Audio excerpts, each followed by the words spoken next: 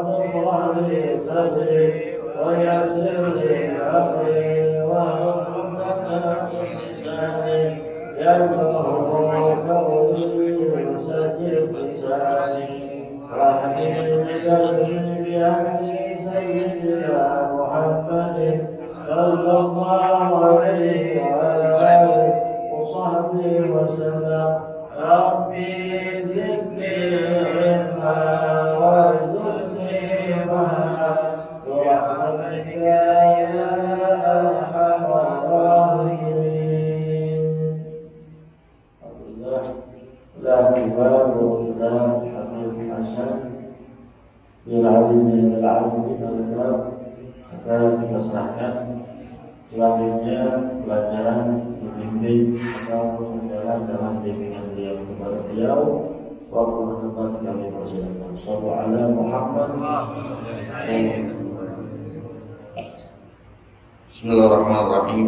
Assalamualaikum warahmatullahi wabarakatuh.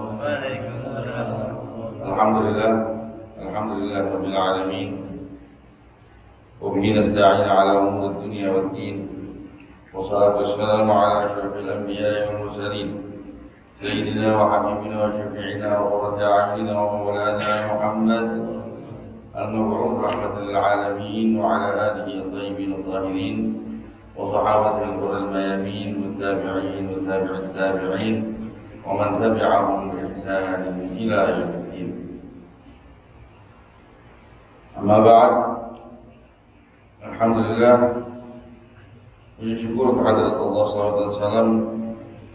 Alhamdulillah senantiasa kita aturkan kepada junjungan kita Nabi Muhammad sallallahu alaihi wasallam. Para yang terhormat, kita bersama Ustaz Al-Hajj Muhammad Al-Affan, Ibn Al-Hajj Muhammad Syarbini, yang Allah.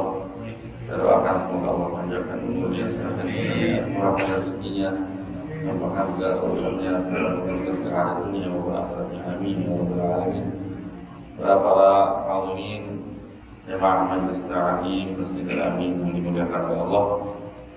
Alhamdulillah kembali kita berkumpul dalam rangka melanjutkan kajian hadis-hadis baginda Nabi Muhammad SAW yang berkumpul dalam kitab Al-Arba'in An-Nawawiyah karya Imam Abi Zakaria Yahya bin Sharaf An-Nawawi rahimahullah rahmatullahi. Sebagaimana telah diketahui, hadis yang kita baca masih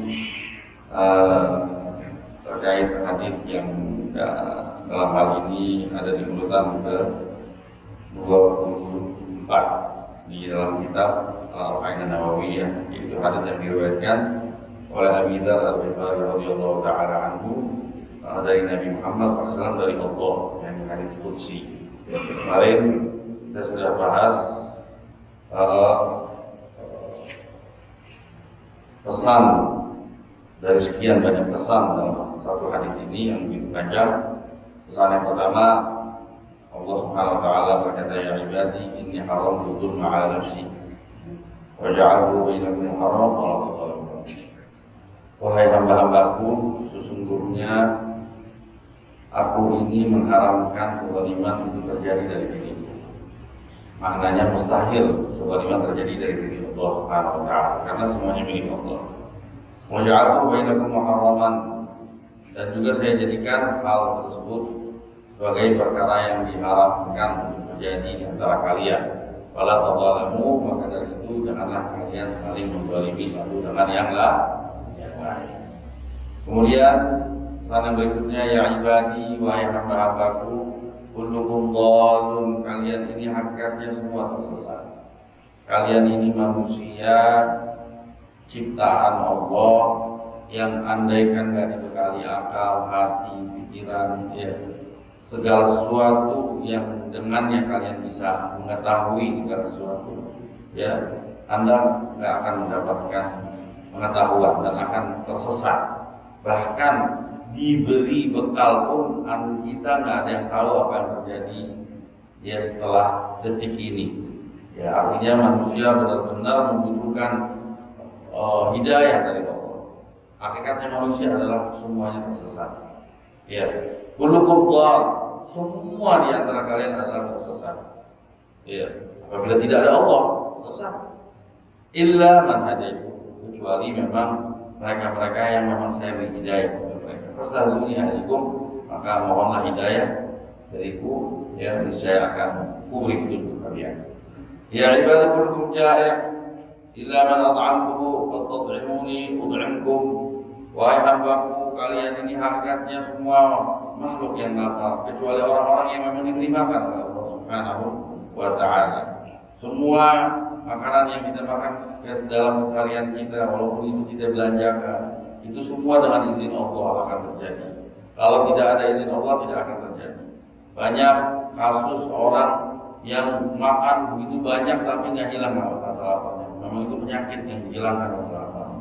Ya, belum lagi hal-hal yang sudah kita sebutkan kemarin, kisah-kisahnya.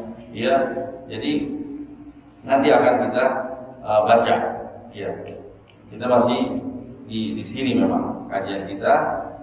Dan yang berikutnya, pesan yang berikutnya, ya ibad kullukum 'arin, wahai hambaku, kalian hakikatnya adalah makhluk yang terlanjang, tidak memiliki apapun yang kalian miliki untuk menutupi aurat kalian, illa man kasatahu, kecuali orang-orang yang memang saya izinkan mereka untuk menutupi aurat mereka. Fastaghfiruni, maka mohonlah kepadaku untuk menutup aurat kalian, aksukum, niscaya akan aku tutup aurat kalian. Dan masih banyak pesan-pesan yang berikutnya. Kita akan bahas satu demi satu pesan-pesan tersebut dari Allah Subhanahu wa taala yang amat sangat berharga untuk keimanan dan akidah kita sebagai manusia. Kemarin kita sudah bahas tentang arti rezeki. Ya, hakikat rezeki semua di tangan Allah Subhanahu wa taala. Walaupun secara sebab zahir itu kita yang mengupayakannya, tapi hakikatnya semua dealnya, ya, ACC-nya ada di tangan Allah Subhanahu wa taala. Nah, orang-orang ahli batin, ya, orang-orang yang biasa hidupnya senantiasa bersama dengan Allah, dia akan terhijab dari melihat sabab-sabab zahir tersebut. Iya. Dan orang yang biasa hidup melihat sabab-sabab ini akan terhijab dari Allah Subhanahu wa Ta'ala. Iya, kemarin kita sudah bahas ada di antara mereka yang bertanya, yang ditanya dari mana kamu makan? Saya makan dari sini, dari mulut saya. Iya. Terus katanya ya semua orang tahu makan dari mulut. Terus katanya dibilang apa? Sebagaimana Allah Subhanahu wa Ta'ala menciptakan lidah, dia juga yang akan mengirimkan gandum untuk dikirim di situ. Nah, mungkin Allah ciptakan rahang ini sia-sia tanpa harus Allah berikan makanan. Iya, Allah yang akan kirim. Allah menciptakan rahang, Allah menciptakan mulut, Allah juga yang akan kirimkan makanan ke mulut tersebut. Iya, kemudian banyak kisah-kisah tentang Abi Yazid al-Bustami, insyaallah bisa dilihat di rekaman sebelumnya. Kemudian ada satu kisah menarik terkait bahwa rezeki memang benar ada di tangan Allah Subhanahu wa Ta'ala. Ada satu orang dikisahkan, ini orang banyak anak. Akhirnya ini orang diuji oleh Allah ya dengan rezeki yang sedikit sehingga dia nggak sabar, akhirnya dia hendak mau lari ninggalin anak-anak yang banyak tersebut. Dia mau tinggalin, dia merasa bodoh, saya udah bingung, mau kemana lagi dan bagaimana lagi saya harus berbuat. Iya, ada di jalan, udah berencana di tengah jalan dia ketemu orang. Subhanallah, ini orang butuh jasa untuk melayani dia punya burung piaraannya yang ada di rumah. Ditanya sama orang yang lari, dia nggak punya kerjaan buat ngempanin anak-anaknya. Kemudian ujiruni nafsak ala antasqiya li tayran hatta yarwa wa ta'khudh minni dinara.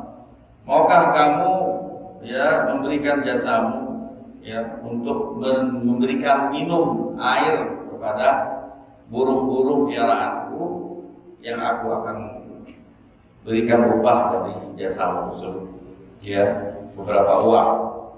Kemudian girang dong, ini orang dari kemarin butuh kerjaan buat ngempanin anaknya. Girang nih, Bapak Rekan. Akhirnya ditunjukkan, diarahkan apa aja yang mesti dia kerjain. Nih ada sumur, ya, ini gayungnya, ya ente nimba deh, ambil air dari sumur tersebut dan berikanlah makan minum kepada burung-burung, ya, agar mereka hilang dahaga burung-burung tersebut. Ya.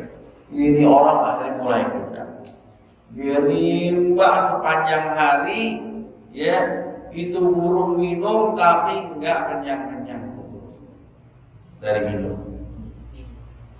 Sampai dia lemes, sumpah, hatinya sumpah, ya, sehingga dia ini nggak dapat upah. Kan syarat upahnya kalau sampai burung kenyang itu capek, itu burung nggak kenyang-kenyang. Ada tanding itu gimana orang ahli burung yang ngerti burung tahu itu burung kelausan gimana, iya kan? Terus dia sumpah. Nah, kalau ini orang ngomong lagi, tahukah Anda saya ini bukan manusia? Saya ini bukan manusia. Saya ini malaikat yang Allah utus untukmu guna mempertontonkan kepadamu tentang kelemahan.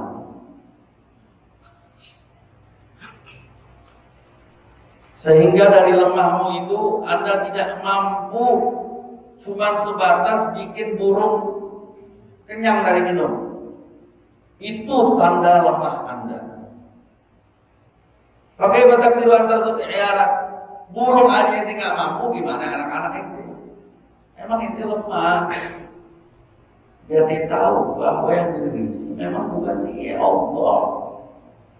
Ayo kembali Anda ke anak-anakmu, karena sesungguhnya Allah lah yang akan memberi rezeki kepada mereka. Serahkan seluruh urusanmu kepada Allah dan tunggulah rezeki akan datang kepada. Yang penting bergerak. Min nukul harakah wa min al-zahir barakah. Dari kita pergerakan, kita pilih, kita niatin, kita gerakin, keberkahan akan datang dari Allah Subhanahu wa ta'ala. Ya, jadi Allah Subhanahu wa ta'ala berfirman di dalam surat Thaha, wa'mur ahlaka bis-shalati wastabir 'alaiha la nas'aluka rizqan nahnu narzuquka. Ya, perintahin anak-anakmu, keluargamu untuk mendirikan sholat dan bersabarlah dan mintalah mereka bersabar untuk melaksanakannya. La nas'aluka rizqan, saya nggak nuntut Anda untuk mencari rezeki. Ya, nahnu narzuquka, kami yang akan memberikan kalian rezeki. Itu Allah Subhanahu wa ta'ala katakan. Ya, jadi kita bekerja bukan untuk menciptakan rezeki, tapi kita bekerja untuk menjalankan perintah Allah agar kita bekerja rezeki Allah yang bagilah. Nah, orang kalau punya akidah seperti ini, dia kerja apapun gak akan stres.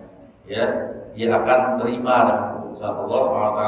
Yang penting saya sudah menjalankan perintah Allah. Selebihnya adalah keputusan Allah. Dan Allah gak bakal sia-siakan usahanya orang-orang yang beriman. Nah, ada faedah menarik di sini sebutnya di dalam syarah Al-Jawahirul Fiqhiyah. Ya, ada satu hadis yang bunyinya man qala idza asbaha wa idza amsa. Barang siapa yang berkata apabila dia bangun pagi atau bangun sore, atau artinya menjumpai paginya atau menjumpai sorenya, dia berucap Allahumma anta khalaqtani, ya Allah, Engkau telah menciptakanku, anta tahdini, Engkau juga telah memberikan hidayah kepadaku, anta tastat'imuni, dan Engkau telah memberikan makan kepadaku, anta tusqini, dan Engkau telah memberikan minum kepadaku, wa anta tumiduni, Engkau juga akan mematikanku, anta tuhyini, dan Engkau yang menghidupkanku. Ya, barang siapa yang membiasakan setiap pagi dan sore membaca hal ini, berdoa dengan redaksi ini, lam yas'alillah syai'an illa Allah, maka dia tidak meminta apapun kepada Allah kecuali Allah akan berikan permintaannya. Dan ini wiridan dimuat oleh Habib Abdullah bin Ali Haddad di dalam wirdul latifnya. Ya, ya Allahumma anta khalaqtani wa tu'inuni, Allahumma anta khalaqtani wa tahdini wa tu'inuni wa tusqini wa tumiduni wa tuhyini wa ta'ala kulli syai'in qadir. Ada kelanjutannya. Makanya siapa yang membaca al-wirdul latif di setiap pagi dan petangnya, insyaallah dia akan mendapatkan aneka ragam kebajikan yang dijanjikan oleh Allah Subhanahu wa taala untuk orang beriman.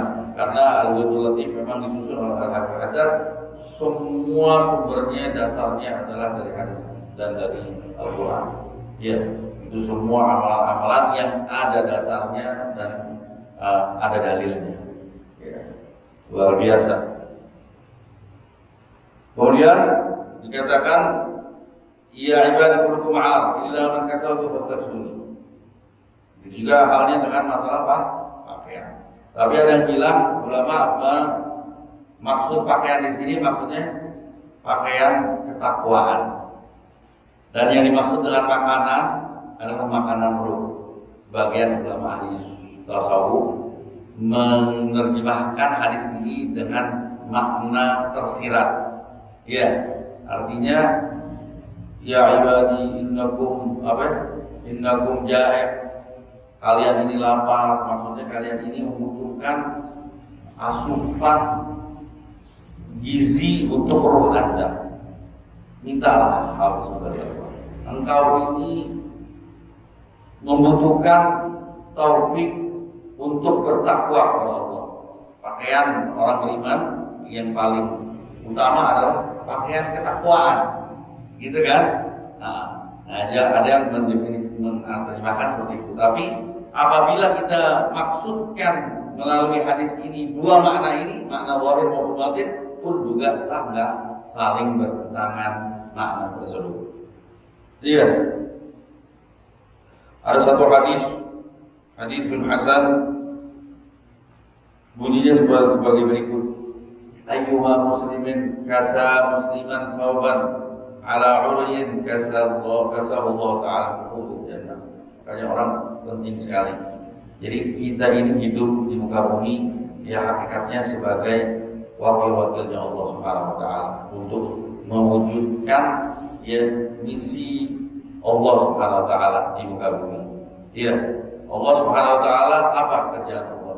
Di antaranya memberi makan. Allah kerjaan Allah memberi pakaian orang. Iya, menunjukkan orang jalan yang tersesat. Itu adalah misinya Allah dan itu adalah pekerjaannya. Pernyataannya aja ini sudah membuktikan bahwa itulah di antara sifat-sifat Allah Al-Hadi, ya, dan lain sebagainya. Nah, manusia di muka bumi dituntut untuk bisa ya berakhlak dengan akhlaknya Allah. Ya, berakhlak dengan asma'illah. Apabila seseorang sudah seperti ini, maka dia benar-benar menjadi wakil Tuhan yang di bumi, dan itulah wali-wali Allah Subhanahu wa ta'ala. Ya, para aulia Allah secara filosofis apabila didefinisikan, mereka itu adalah manifestasi nama-nama Allah di muka bumi. Mereka adalah perwujudan nama-nama Allah di muka bumi. Mereka adalah wujud rahmatnya Allah di muka bumi. Ya, wujud manfaatnya Allah di muka bumi. Artinya hidupnya ya memberi rahmat, hidupnya memberi manfaat. Itulah hakikat orang-orang yang beriman dan sejati. Ya, makanya dikatakan begini dalam hadis, ayyuma muslimin kasa musliman tauban ala ulin kasahu Allah taala min fudul jannah. Barang siapa saja seorang muslim yang sudah menutup seorang muslim lain dengan pakaian dari ketelanjangannya, maka Allah akan menutup ya kehormatan dia nanti dengan pakaian yang terbuat dari min khudril jannah, ya, dari pakaian-pakaian surga yang indah dengan jenis tertentu yang hanya dimiliki oleh mereka. Wa muslimin at'am muslimin ala ju'in at'am Allah yawmal qiyamah min thimar jannah. Barang siapa muslim yang memberi makan kepada muslim lain ya atas kelaparan mereka, maka Allah akan berikan mereka makanan spesial. Tentunya Allah Subhanahu wa taala memberi makan, memberi pakaian kepada orang-orang muslim. Semua orang yang di surga akan diberikan hal yang sama. Ya, walaupun mungkin mereka nggak biasa ngasih makan dan ngasih pakaian kepada orang, tapi kalau mereka diputuskan masuk surga, mereka akan mendapatkan pakaian dan makanan dari Allah. Nah, lalu apa maksudnya Allah tatkala memberikan keterangan tentang orang-orang yang diberi makanan dan diberi pakaian akan diberikan makanan dan pakaian? Maksudnya makanan dan pakaian yang spesial yang hanya mereka yang akan memiliki, tidak dimiliki oleh orang-orang lain mungkin yang nggak seperti mereka pekerjaannya. Iya, mereka akan diberikan pakaian dari surga, mereka akan diberikan makanan buah-buahan spesial dari surga. Wa ayyuma muslimin saqa musliman ala dhama'in saqallahu ta'ala yaumil qiyamah min ar-rahiqil makhtum. Ya, barang siapa saja orang muslim yang memberi minum muslim lainnya ya karena rasa hausnya, maka Allah akan berikan mereka minum di hari kiamat dari ar-rahiqil makhtum, yaitu suatu jenis khamar arak yang ada di surga yang ditutup ya, disegel ya ataupun dicampur dengan bisik yang amat sangat wangi. Ya, jadi itu pentingnya kita sebagai manusia. Setelah kita lihat bahwa inilah yang Allah lakukan kepada manusia semua. Allah yang memberi makan, Allah yang memberi pakaian, Allah yang memberi minum. Kita harus bisa menjadi seperti itu juga sebagai wakil dari Allah. Kita akan mendapatkan semua yang Allah siapkan untuk orang-orang yang benar-benar menjadi wakilnya, yang meluluskan misinya di muka bumi. Ya ibadi innakum tukhti'un. Pesan berikutnya, wahai hamba-hambaku, ingat kalian ini adalah makhluk yang senantiasa berbuat salah. Enggak ada satu di antara kita yang mengaku diri kita tidak bersalah, kecuali para anbiya, dan itu pun juga atas dasar pemeliharaan dari Allah Subhanahu wa taala, ismah. Ya, engkau berbuat salah bil-lail wan nahar, baik di waktu malam maupun waktu siang. Wa ana aghfiru dzunuba jami'a, dan saya lah zat yang bisa menghapus semua dosa.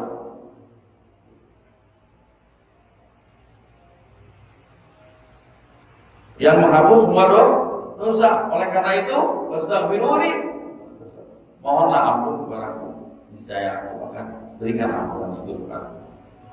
Ini pengampunan dari Allah Subhanahu wa taala amat sangat murah sekali. Allah Subhanahu wa taala memberikan ampunan. Ya, Allah amat sangat mudah, dan itu dinyatakan sebagai sifatnya yang paling menonjol. Allah amat sangat mudah memberikan maafnya bagi mereka yang menghendakinya. Ya, innallaha yaghfiru dzunuba jami'a. Luar biasa. Itu semua, ingat, dikecualikan orang-orang yang musyrik. Orang-orang yang mempersekutukan Allah, mereka tidak akan mendapatkan ampunan dari Allah Subhanahu wa taala. Karena Allah berfirman, innallaha la yaghfiru an yushraka bihi wa yaghfiru ma duna dzalika liman yasha. Sesungguhnya Allah Subhanahu wa taala tidak akan mengampuni dosa atas kesyirikan yang dilakukan atasnya, dan Allah akan mengampuni semua dosa selain dosa itu sesuai kehendaknya. Ya, itu jadi itulah. Nah, ini ayat ada sabab nuzulnya. Dua ayat yang tadi ini. Sebelumnya kan innallaha yaghfiru dzunuba jami'a. Itu hadis, itu iktibas dari ayat, mengambil dari ayat. Memang ada redaksi ayat yang bunyinya surat Az-Zumar, innallaha yaghfiru dzunuba jami'a. Juga di dalam surat An-Nisa Allah bilang innallaha la yaghfiru an yushraka bihi wa yaghfiru ma duna dzalika liman yasha. Allah tidak memberikan pengampunan kepada dosa syirik yang diperlakukan atasnya, dan Allah menghapuskan dosa selain syirik dengan kehendak Allah Subhanahu wa taala. Ya, artinya ini umum. Allah mengampuni dosa jami'ah, seluruh dosa, umum enggak? Nah, umumnya maksus, umumnya dikecualikan, hanya dikecualikan dosa-dosa yang sifatnya syirik. Nah, ini dua ayat ini ya ada sabab nuzulnya. Menarik, diriwayatkan oleh Ibnu Abbas radhiyallahu taala anhuma, dia berkata, ada Wahsyun, pernah suatu saat Wahsy ini seorang budak yang membunuh pamannya baginda Nabi Muhammad SAW, Sayyidina Hamzah, yang menompaknya dan yang mengeluarkan jantungnya atas dasar perintah ketuannya yang perempuan Hindul, ya, sehingga kisahnya ma'ruf itu ya. Nabi amat sangat marah dan sedih sekali. Tapi Allah menginginkan hidayah untuknya. Akhirnya pun di ujung-ujungnya Wahsy ini akan masuk Islam. Bagaimana kisah masuk Islamnya? Kira-kira seperti ini diriwayatkan oleh Ibnu Abbas. Wahsy pernah suatu saat mendatangi baginda Rasulullah SAW, dan dia berkata, ya Muhammad, wahai Muhammad, ataituka mustajiran, aku datang kepadamu memohon perlindungan kepadamu. Jadi ada istijab namanya, itu biasa di kalangan dulu masyarakat kafir Quraisy. Jadi seorang kafir kalau mau masuk ke lingkungan musuh misalkan, Muslim misalkan lagi ada permusuhan, tapi dia masuk minta perlindungan adalah salah satu orang Islam, dan orang Islam mau melindungi dia. Etikanya orang-orang yang lain harus menghormati si orang Muslim yang menjamin keselamatan ini orang, walaupun dia adalah musuh. Nah, etikanya begitu. Jadi kalau misalkan ternyata ada yang dia dibunuh, ini amat sangat menyalahi kode etik, dan ini amat sangat hina orang yang menyalahi aturan ini. Ya, jadi Wahsy pernah datang kepada Nabi minta suaka, kayak minta jaminan perlindungan. Fa'ajirni, maka berikanlah suaka tersebut, jaminan tersebut, hatta asma'a kalamullah. Kenapa? Saya mau duduk dekat amamu, tapi saya belum mau beriman. Saya mau duduk dekatmu, kau lindungi aku supaya aku nggak dapat gangguan. Tujuannya apa? Supaya saya mau mendengar kalamullah. Ya, kalamullah Al-Qur'an. Nah, kemudian apa Rasulullah SAW? Kemudian Rasulullah SAW menjawab, "Kuntu uhibbu an araka 'ala khairin." Saya hakikatnya sebenarnya saya ini lebih senang melihat engkau mendapat suaka dari selain saya.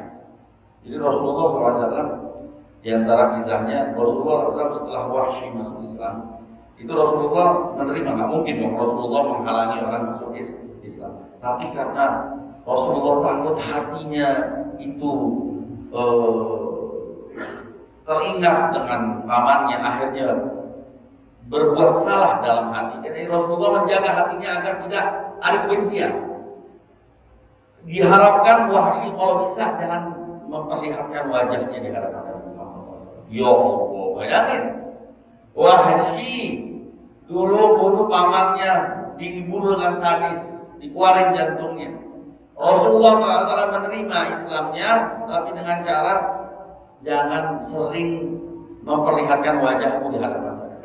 Takut ada setan ya atau siapapun yang mengorek hati saya, akhirnya saya jadi dendam, jadi saya kesal, jadi benci sama Anda. Dia saking menjaga supaya nggak ada kebencian, ditutup kemungkinan itu bagi Rasulullah. Kalau bisa jangan banyak ngomong. Loh, tapi sedih banget ya. Nah ini menarik. Jadi Wahsy pengen. Rasulullah bilang, sebenarnya saya lebih senang ente mendapatkan suaka atau jaminan dari selain saya. Tapi apa boleh bu? Kalau ada tadi tatkala Anda datang, mau tidak mau saya harus memberikan suaka itu kepada Anda. Anta bijiwari, sekarang engkau ada di jaminan saya. Kata tasma' kalamullah, supaya Anda mendengarkan kalamullah, wahyunya Allah bila diturunkan. Tahu-tahu Allah Subhanahu wa taala menurunkan ayat. Ya, di saat itu ada Wahsy. Bunyinya walladzina la yad'una ma'allahi ilahan akhar. Walladzina la yad'una ma'allahi ilahan akhar wa la yaqtuluna an-nafsa allati harrama Allah illa bil haqq wa la yaznun wa man yaf'al dhalika yalqa athama yudha'af lahu al-'adab yawm al-qiyamah wa yakhlud fihi muhana. Iya, sampai pada ucapan muhana. Walladzina la yad'una ma'allahi ilahan akhar sampai kepada muhana. Yang artinya dan mereka-mereka yang tidak mempersekutukan Allah dengan Tuhan lain, ya, dan mereka yang tidak pernah membunuh jiwa, ya, yang memang diharamkan oleh Allah untuk dibunuhnya kecuali dengan dasar kebenaran, hak, wala yaznun, dan mereka yang tidak pernah berzina, wa may yaf'al dzalika, barang siapa yang melakukan hal tersebut, mereka akan mendapatkan dosa yang amat sangat besar, yudha'af lahul 'adzab, dan azab akan dilipat gandakan untuk mereka yaumul qiyamah, di hari kiamat, wa yakhlud fihi muhana, dan mereka akan abadi dalam azab tersebut dalam keadaan terhina. Itu ayat turun di sebelah Wahsy. Ya, langsung Wahsy melihat qad fa'altu hadza, kayak semuanya saya sudah salah. Saya musyrik. Saya pernah bunuh orang, itu pamanmu sendiri. Ya, dan saya pernah berzina. Ya. Jadi kata siapa namanya Wahsy, "Qafa'atu hadza kullu ana fi jiwarik hatta asma'a kalamullah." Tapi saya masih bersabar, saya mau duduk di sebelahmu sampai saya mendengarkan kalamullah subhanallah. Artinya dia masih punya pengharapan. Dia mau dengar adakah jaminan untuk menghapus semua dosa saya sehingga saya mau masuk Islam. Nih datang nih ayat-ayat ancaman, tapi dia sabar. Saya sepertinya dia yakin masih ada ayat-ayat yang memberikan harapan kepada Wahsy. Akhirnya turun ayat berikutnya, illa man taba wa amana wa 'amila 'amalan shalihan. Ya, kecuali orang-orang yang bertaubat dan beriman serta beramal amal saleh. Fa ulaika yubaddilullahu sayyi'atihim hasanat, maka mereka-mereka itu akan digantikan kesalahan yang telah mereka perbuat diubah wujud menjadi kebaikan. Wa qala Allahu 'afwan rahim. Karena sesungguhnya Allah Maha Pengampun lagi Maha Pemberi rahmat. Iya, turun tuh ayat. Terus siapa namanya? Wahsy bilang begini, ara syartan fala'alli la a'mal salihan. Saya masih mendengar di ayat tersebut ada beberapa syarat. Ya, ada beberapa syarat. Syaratnya apa? Harus beramal saleh. Kayaknya saya nggak pernah beramal saleh. Ana fi jiwarik hatta asma'u. Saya masih bersabar, masih mengharapkan perlindungan kepada wahai baginda Nabi sampai saya mendengarkan ayat lain. Akhirnya Allah turunkan ayat Innallaha la yaghfiru an yushraka bihi wa yaghfiru ma duna dzalika liman yasha. Sesungguhnya Allah Subhanahu wa taala tidak mengampuni dosa syirik dan Allah mengampuni semua dosa selain syirik. Maksudnya lu beriman deh. Ente beriman udah hapus semua dosa ente. Terus kan disebut di ayatnya begini. Ma duna dzalika liman yasha. Masih ada sesungguhnya Allah tidak mengampuni dosa syirik yang dilakukan atasnya dan Allah mengampuni selain itu bagi yang Allah kehendaki. Ada kalimat bagi yang Allah kehendaki. Terus Wahsy bilang begini, mungkin saya termasuk orang-orang yang tidak dikehendaki oleh Allah Subhanahu wa taala. Jadi padahal syaratnya remeh. Syaratnya tadi kan mesti amal soleh. Ini syaratnya kehendak Allah, ya Allah pasti kehendaki baik terhadap orang-orang beriman. Tapi jika mungkin saya takut malah saya masuk kategori orang-orang yang tidak Allah kehendaki. Saya masih melihat ada syarat di sini. Masih pesimis dia. Ana fi jiwarika hatta asma'a kalamullah. Saya masih bersabar ada di naunganmu wahai baginda Nabi sampai saya mendengar ucapan Allah ini. Iya, kalamullah. Akhirnya Allah turunkan ayat yang lebih dahsyat lagi. Bunyinya qul ya ibadiyalladzina asrafu ala anfusihim la taqnatu min rahmatillah innallaha yaghfiru dzunuba jami'a. Wahai hamba-hambaku yang telah berlaku lalim terhadap diri mereka sendiri, ya janganlah kalian berputus asa dengan rahmat Allah.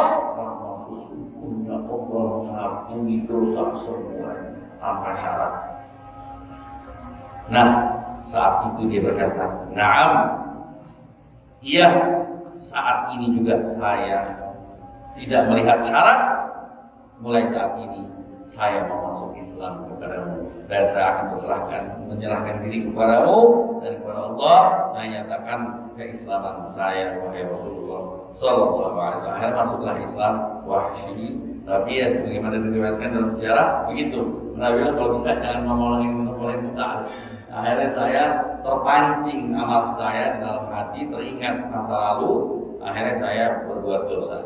Jadi bantu saya atau masuk Islam atau mendapatkan jaminan pengampunan. Tapi tolong jangan ngomongin bukamu di hadapan saya. Kalau sudah berbuat perkara yang benar-benar menyakiti baginda Nabi Muhammad sallallahu alaihi wasallam. Maka dari itu, fastaghfiruni aghfir lakum, kata Allah, mohonlah ampun kepada saya pasti akan aku berikan ampunan kepadamu. Allah, orang yang mendapatkan ampunan dari Allah, maka Allah akan ampuni semua dosanya dan Allah akan buat